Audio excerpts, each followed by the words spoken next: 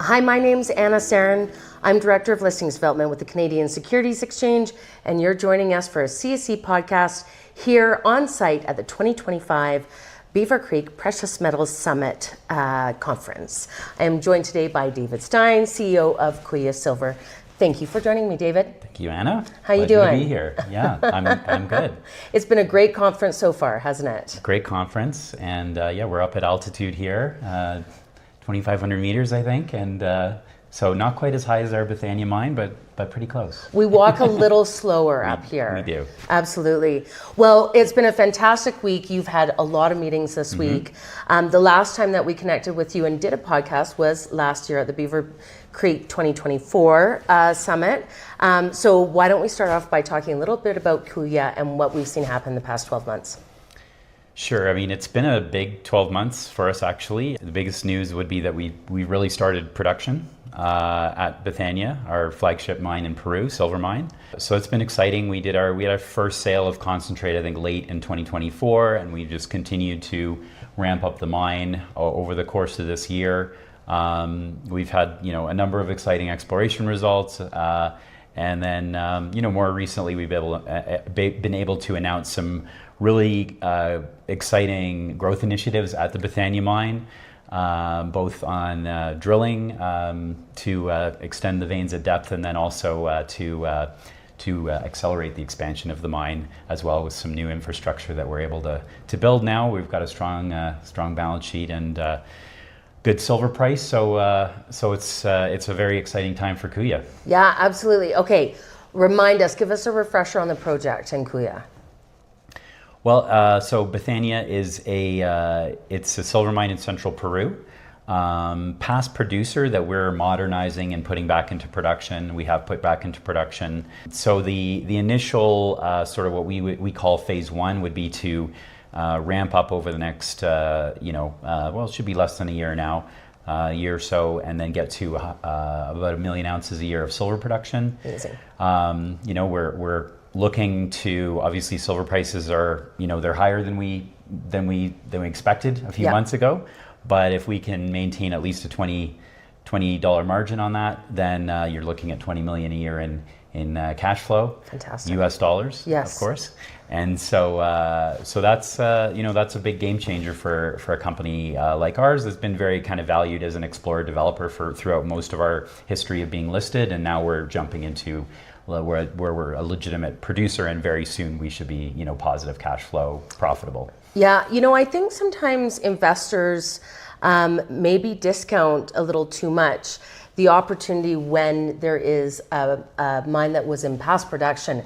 The amount of resources and time and money that went into getting it there, you kind of get to jump in. There's a lot of infrastructure that has been built out, right? Yeah, that's a great point. I think when you look at some of the academic research that's been done about exploration and taking projects into production, the success rate of an exploration project is somewhere between 1 in 750 or 1 in 1,000 exploration projects ever comes into production. So when you buy a past producing mine, you're essentially jumping, right up to the top of the queue, right? And Absolutely. that's what we did with the Bethania Mine, and it's worked out extremely well for us. Amazing. And so the plan is to go into production, is that right? Well, no, we're already in production. Okay, sorry. So the plan is to just ramp up, so we produce more and more every month and every quarter, and start making some serious money, and give investors the silver exposure that they're looking for. Very exciting, very exciting. Okay, let's talk about silver.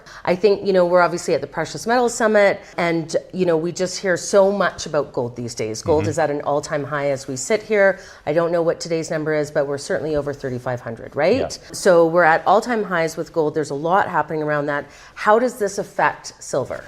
Well, silver is the other monetary metal. So, gold and silver are kind of the two traditional monetary metals for thousands of years. If you look long term, and by long term I'm talking about decades, going back to the 70s, silver and gold really do trade quite closely together. That's right. And, I think the long-term correlation is 80%, maybe a little higher than that. So most of the move in, silver can be explained in gold. over the long term. Now, that being said, in the short term, what can happen is one commodity can lead or outperform, and then the other one catches up. And typically it's gold that goes first, and then silver that catches up later. Right. And we're, sure enough, we seem to be seeing that again this cycle. So it is an important relationship. I'm a big believer that although there's lots of other really exciting, interesting uses of silver, I think at the end of the day it's the investment demand when people want to own something that protects them from inflation. And gold, maybe they think like they've missed the move on gold. Investors are gonna look to silver as an alternative, which is a very traditional play, I think, by the smart money. The other thing I think that's really important to remember is we talk about commodity prices a lot. This is extra important if you're in production, because it means that you're spending the same amount of money to extract that resource from the ground, and every time that goes up, your margins are getting better, right? That's exactly, yeah, exactly. Better for shareholders, better for Kuya. Wonderful. Okay, let's talk about silver as far as industrial demand right now. Well, silver has been it's increasing in demand pretty steadily. Silver is used in thousands of different things, and it's often like tiny little bits of silver here and there, and basically in every electronic device that you can imagine. The big use of silver has become over the last few years the solar panels. Right. Every single interesting. I didn't know that. Yeah, every single solar panel in the world has a layer of silver in it, and that's what helps to collect the solar energy and turn it into electrical energy. So that's been a big demand, all over the world, and it's continuing to rise. Yeah. And so the future for silver demand looks really bright. Yep. There's also, and that's sort of where it sits like today. And then there's also some emerging uses of silver that look really exciting, and one of them is a new silver rechargeable battery. Okay. That some of the electronics guys in Asia have been, developing. Yep. And something that could potentially replace the lithium-ion battery in cars at some point in the next few years. Yep. So we could have a huge increase in demand for silver, especially if it starts going into cars and buses and big vehicles. Yeah. Look, I mean, when you're talking solar power and rechargeable batteries, the increase only has one direction, I think, in the state that we're at. Okay, you mentioned China. Let's talk about jurisdictions. So silver has traditionally, kind of the number one spot's been Mexico and Peru. And you were saying that China is currently number one. Is that right? They've become number two. Number two. So Mexico's still number one. Okay. But yeah, Peru was the number two silver producer for a long time. Yep. And then China in the last few years has kind of gotten above it in terms of production. China has developed a lot of mines. So they have both byproduct production, a lot of smaller miners in China as well. So yeah, I mean, and it's a big country as well. Yeah. As we all know. Yeah. So there's more silver coming out of China, but the rest of the world it's been pretty flat, or if not declining. Okay. And so there's not much growth in silver demand globally when you look at it on a sort of holistic level. Right. And I think the thing is that, and this is kind of where some of the institutional plays are coming in, is that there is a fear factor around the commodities coming out of China, that it could be pulled at any time. Yeah. Prices and tariffs can be changed at any given moment. And so for a bit of stability, I think there's always a preferredness to find other jurisdictions. Is that right? Yeah, I would agree with that. Peru's very, it's a very mining friendly country. Yes. It's got good, I would say, good shipping logistics, Yep. and which is just going to improve theirs going forward. So I think Peru will be a steady source of silver supply. Yep. And it's just a matter of guys like us who are the miners to deliver that. Absolutely. There's, we talked about this last year, actually. There's not many silver opportunities in kind of the junior and growth markets, right?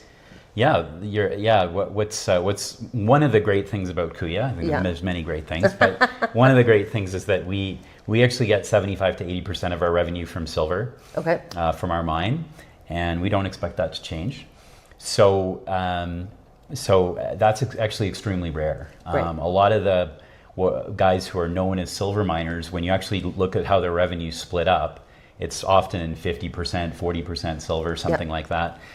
And so having a silver miner that's that's in 70-80% is quite unusual, quite rare, and it gives investors even more exposure to silver, even more upside if the silver price goes up. And so that's one point. The other point I would make is that our silver universe, in terms of the investable silver universe, has actually been shrinking. Because pure play silver companies like Mag Silver, Gatos, and Silvercrest have all been taken over in less than a year. So probably since last Beaver Creek, actually. That's right. So there's the choices for investors are fewer.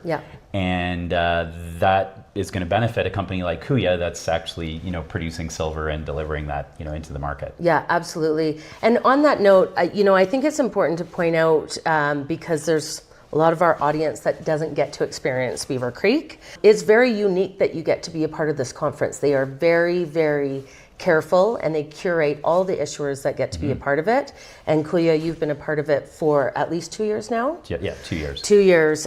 So congratulations on that, because you're amongst a very excellent roster of other issuers. So congratulations, and we really look forward to seeing what happens next for you guys. Is there anything that we should be paying attention to? We're very busy, so there's going to be a lot to pay attention to with Kuya. We're going to keep reporting quarterly operational updates from the mine as we continue to ramp up. Obviously, our financial results become more relevant now that we're have revenue and very soon should have profit.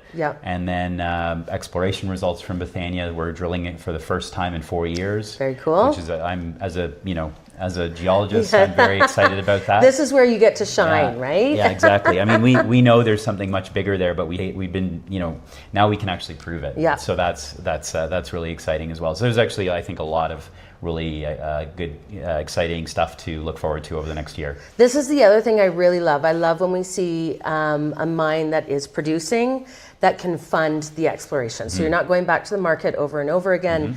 It's a really great opportunity for investors. Absolutely. Yeah. I agree. Listen, David, thank you so much for joining us again. I look forward to chatting again next year. Sounds good. Thank you.